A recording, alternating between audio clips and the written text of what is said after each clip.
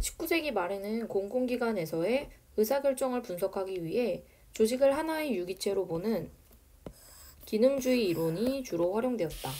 하지만 기능주의론은 공공기관을 제대로 설명할 수 없다는 비판이 대두되면서 공공기관에서 일하는 공무원인 관료의 행동 동기를 분석하려는 시도가 이루어지기 시작했다. 베버는 관료가 주어진 정치적 목표를 최대한 달성하고자 하며 공익을 추구한다고 가정했고, 관료는 정책을 형성하는 과정에서 완전 배제되고 오직 정치인이나 상급 관료의 결정만을 충실히 집행하는 역할만 한다고 보았다. 따라서 그는 관료 개인의 특성은 정책 실현에 큰 영향을 미치지 않는다고 여기고 제도의 효율성을 높이는 것에만 초점을 둔다. 하지만 관료의 특성에 따라 정책 실현 여부가 달라지기도 하고 하급자가 상급자에게 무조건 복종하지는 않는다는 점에서 베버의 이론은 비판을 받았다. 자, 그러면 2번 문제, 2번, 3번 선지, 그리고 1번 선지도 확인이 가능하네요.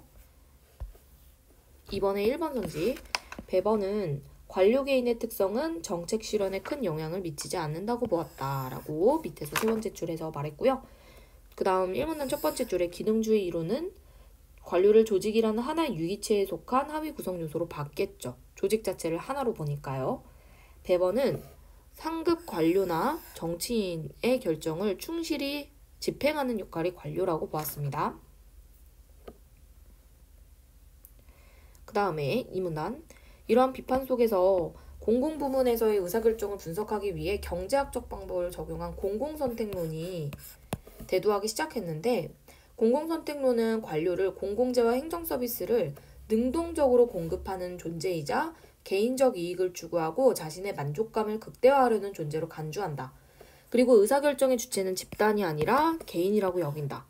공공선택론은 관료와 정치인 사이에는 일종의 교환관계가 형성되고 이 교환의 매개체는 예산이라고 가정했다. 관료는 공공재와 행정서비스를 공급하는 공급자이고 국민을 대표하는 정치인은 이에 대한 수요자라고 볼 수 있는데, 공공선택론자들은 관료가 일련의 활동과 예산 결과를 정치인에게 공급하면 정치인은 그 공급의 대가로 예산을 지급하는 시장이 형성된다고 보았다. 공공선택론을 바탕으로 관료의 행동 동기를 분석한 대표적 학자로는 니스카렌과 덜리비가 있다. 그럼 둘 다 기본적으로 이 문단에 나와 있는 이 공공선택론의 내용은 다 인정을 하겠죠. 그래서 여기 두 번째 줄에 있는 이 말 때문에 3번 문제의 답이 5번이라는 걸 알 수가 있습니다. 1번 선지, 개인이 아닌 집단이 아니라 집단이 아닌 개인이죠. 거꾸로 바뀌었고요. 그 다음에 3번, 제도의 분석을 강조한 건 베버입니다. 그리고 무조건 복종한다 라고 주장한 것도 베버입니다. 네, 베버라는 근거는 충실히 집행한다. 그리고 제도의 효용성을 높이는 것에 초점을 둔다. 이런 데가 근거가 될 수 있고요. 그 다음에 집단이 아니라 개인이다. 이런 것들이 2번 선지의 근거가 되겠네요. 1번 선지 근거. 자, 그럼 니스카렌부터 가볼게요. 니스카렌은 시장에서의 협상이 관료가 유리한 위치를 차지한다고 보았다. 그는 마치 독점 기업처럼 관료가 공공재와 행정서비스의 가격과 수량을 모두 결정할 수 있다고 보았는데, 원인을 정보의 비대칭성에서 찾았다. 관료는 경험을 바탕으로 정치인들이 서비스 공급의 대가로 어느 정도까지 예산을 지급할 용의가 있는지 알고 있겠죠. 오랜 시간 일했으니까. 근데 선거로 인해 자주 교체되는 정치인들은 공공재나 행정서비스 생산의 최소 비용에 대한 정보를 얻기 어렵다. 따라서 정치인은 이러한 정보를 관료에게 의존하게 된다. 니스카렌은 관료가 이런 지위를 이용하여 자신이 속한 부서의 예산을 극대화한다고 보았다. 그는 관료가 예산을 극대화하려는 동기를 합리성과 생존이라는 측면에서 설명하는데, 관료 역시 사익을 추구하는 인간이므로 효용을 최대화하는 게 합리적이다. 효용의 결정 요인은 소득이라는 금전적 요소와 명성, 부서 관리의 용이성 등 비금전적 요소를 합친 건데, 예산 규모가 커질수록 이 두 요소는 모두 커진다. 그렇다는 건 결국 이 극대화하기 위해 노력하는 건 그 예산의 금전적 요소와 비금전적 요소가 둘 다 있기 때문이겠죠. 그래서 4번 문제의 정답은 4번입니다. 정치적 목표를 최대한 달성하기 위해서. 이거는 베버의 견해에 가깝고요. 그 다음에 밑에 조금만 더 읽어볼게요. 따라서 관료 입장에서 예산을 극대화하는 게 합리적인데 관료는 직원 충원, 복지 등을 원하는 조직원으로부터 예산 획득에 대한 압박을 받는데 이에 부응하지 못하는 도태하게 된다. 니스카렌은 이러한 이유로 관료가 소속 부서의 예산을 극대화하고자 노력하는데 이로 인해 공공재가 과잉 생산되어서 자원 배분의 비효율성이 나타난다. 예산이 굳이 많이 필요하지 않은 부서에 예산이 많이 편성이 되면 자본이 비효율적으로 돌겠죠? 그래서 적재적소, 적절한 양 이런 것들은 다 맞지가 않고요. 그리고 직원 충원을 부정적으로 여기는 조직원을 설득하는 것과 관련이 없고요. 그리고 관료는 상대적으로 정보가 많습니다. 얻기 어렵다. 이건 틀렸겠네요.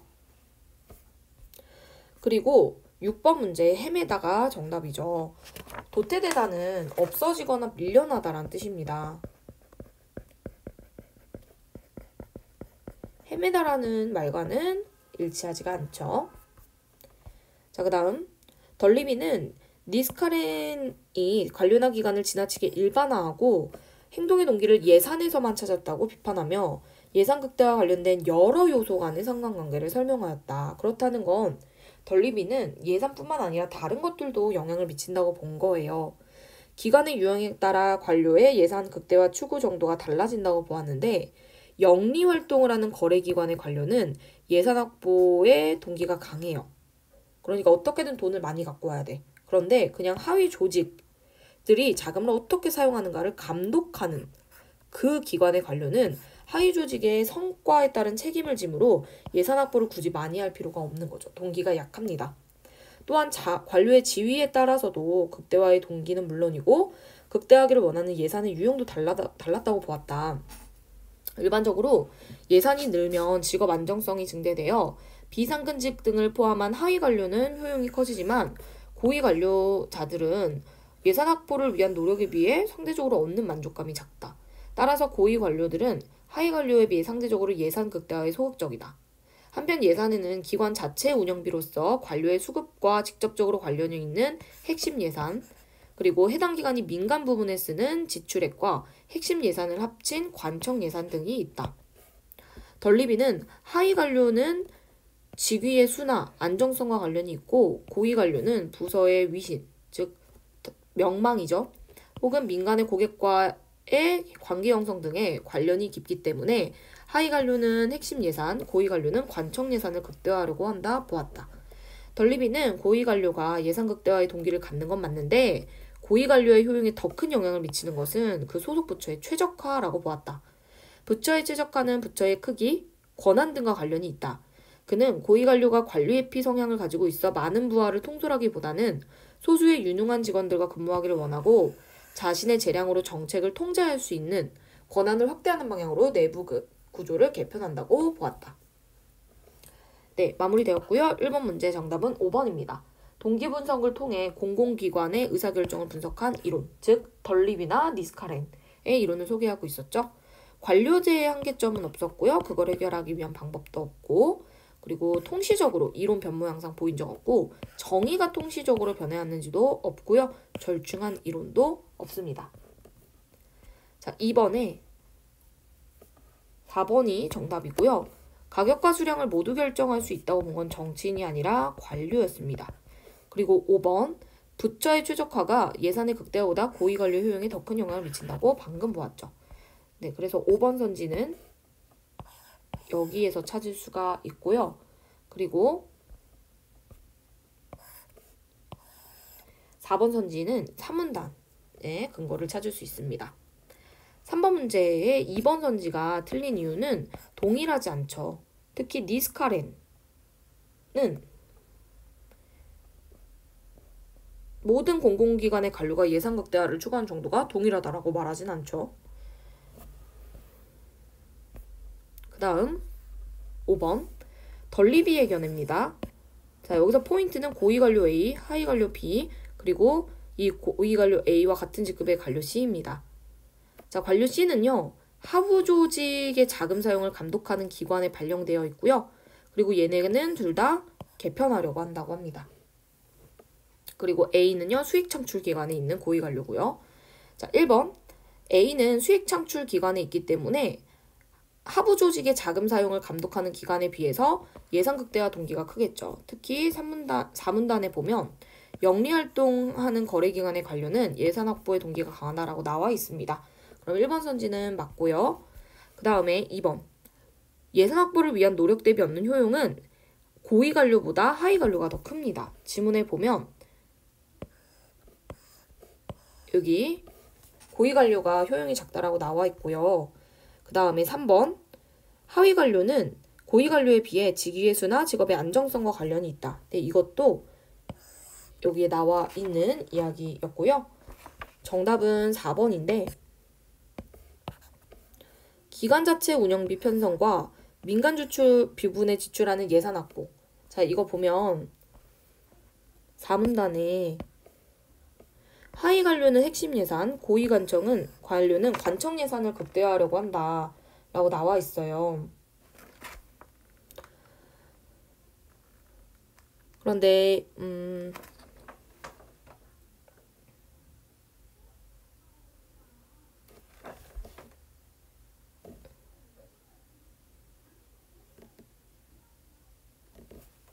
여기 기관 자체 운영비와 관련된 게 핵심 예산이죠.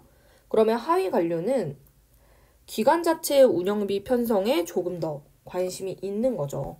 그래서 지금 정답이 4번인 이유가 얘는 민간 부분에 지출한 예산 확보보다 기관 자체 운영비 편성이 더 중요한 사람이에요. 그리고 5번, A, C 둘 다 고위 관료이기 때문에 자신의 재량으로 통제할 수 있는 권한을 확대하려고 노력하겠네요.